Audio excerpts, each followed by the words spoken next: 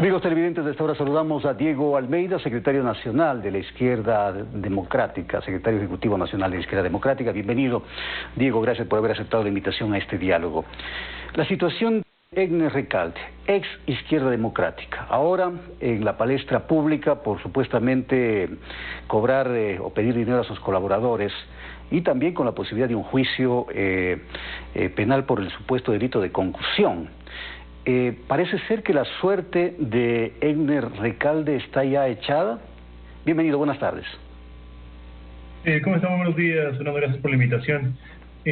Bueno, no diría que está echada al 100%, ¿no? Lastimosamente hay señales que de alguna manera apuntan a que eventualmente el bloque de UNES podría salvar a un asambleísta que a todas luces y como las pruebas así lo indican, habría incurrido en actos de corrupción, ¿no? Pidiendo diezmos a sus colaboradores y además amedrentándolos para mentir con declaraciones juramentadas y demás a cambio de mantenerse en la nómina, digamos, de su despacho.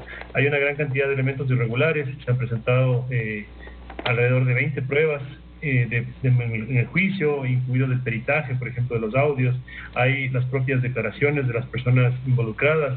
Creo que, digamos, si es que se operara netamente en justicia, la resolución, digamos, de eso sería clara. Pero como esto es político y uno analiza en este caso las votaciones y las declaraciones del asambleísta Recalde en torno al bloque de UNES, uno tendería, digamos, a dudar, ¿no? Esperemos que de UNES, sobre todo, que es de quien dependería si se le sanciona o no a Egner Recalde, actúe coherentemente y le demuestren al país que en efecto está en una lucha contra la corrupción y no queriendo cerrar. Bueno, hay argumentos a propósito de lo que usted señala del bloque de UNES. Luisa González, que es integrante del bloque de UNES, del bloque correísta, ella dice que no hay delito en diezmos en efectivo, es decir, que deben existir facturas de los pagos, como que un ilícito, un supuesto ilícito va a dejar facturas. ¿Cuál es su opinión sobre esta declaración que se suma a otras declaraciones como las que en meses pasados la asambleísta de Pachacuti, Rosa Cerda, hizo a través de esta declaración? Roben, pero roben bien, es decir, una apología del delito. ¿Cómo entender este accionar de ciertos asambleístas en la Asamblea Nacional que se supone que deben luchar contra la corrupción? Nuestros hermanos, lastimosamente creo que ha habido una suerte de naturalización de prácticas poco éticas en la Asamblea Nacional. La Asamblea anterior nos dio grandes ejemplos de lo que no debe hacerse en la política. Y justamente en ese sentido hubo algunos asambleístas que fueron separados del ejercicio legislativo en el periodo anterior. Este nuevo periodo legislativo no tiene que ser tiene que ser diferente, digamos, ¿no? Yo creo que, como bien lo mencionan, bueno, no creo que alguien va a robar pidiendo factura, ni va a pedir, en este caso, los diezmos con transferencia, con cheque girado a nombre del asambleísta para que lo pueda cobrar directamente en su cuenta. Lo que sí es evidente es que hubo el pedido, y de hecho esto es asumido por el propio asambleísta Recalde en medio de la audiencia del Comité de Ética. Él lo asume, lo reconoce, que estos dineros han sido receptados y entregados, y que obviamente le ponen las excusas de ser para una sede de la Izquierda Democrática en el sur, lo cual no ha sido ni autorizado ni requerido por la organización política. Y más bien aparentemente se habrían convertido en dineros que se le entregan a la cuñada de Egner Recalde, que trabajaba en el despacho del asambleísta, para el pago de deudas del asambleísta directamente, ¿no? Entonces, creo que los elementos están dados, son claros, se corroboran con los peritajes, se corroboran con los testimonios, se corroboran incluso con el detalle de las cuentas de las personas que laboraban en el despacho de Egner Recalde, que ahí constan, digamos, los retiros en los montos en los que justamente se señalan en los audios y demás. Elementos de prueba hay, y creo que de sobra. Lo que importa ahora es si es que los asambleístas están o no dispuestos a verdaderamente luchar en contra de la corrupción, como decía, o a querer taparla, ¿no? Y hacer de cuenta que mirando a otro lado las cosas van a cambiar en el país. Claro. Creo que esa no debería ser la postura de una. Ahora, usted ha dicho, este es un tema político y la decisión obviamente se la va a tomar basados en un concepto político. Pero yo quería preguntarle sobre estas situaciones que son recurrentes en la Asamblea Nacional y que implican a exasambleístas de la izquierda democrática. En este caso es Egner Recalde, pero ya hubo otros casos, el de Bella Jiménez, ex izquierda democrática. ¿Qué es lo que está pasando en esta organización política? Bueno, señor Fernando, yo creo que lo importante realmente radica en el hecho de que Izquierda Democrática está directa, abierta y convencidamente luchando en contra de la corrupción, venga de donde venga, incluso si es que viene de sus propias filas. Creo que el mensaje que le está dando Izquierda Democrática a la ciudadanía respecto de que no se puede tolerar actos de corrupción, aun cuando fueran de eventuales compañeros, es lo que debe primar. Sin lugar a dudas, se pueden mejorar los mecanismos de selección. Yo creo que Izquierda Democrática tiene un trabajo muy importante, muy arduo, que de hecho estamos empeñados en hacer con la administración de nuestro presidente nacional, economista Guillermo Herrera, en cambiar los métodos o los mecanismos para poder filtrar previamente los candidatos, que todos los candidatos sean afiliados a la organización política, tengan formación política interna, también temas, digamos, relacionados con el conocimiento y el ejercicio específico de su cargo, además de indudablemente también tener una revisión plena del pasado, las actitudes y el comprometimiento ético que debería tener alguien para poder ejercer la representación política de nuestra organización.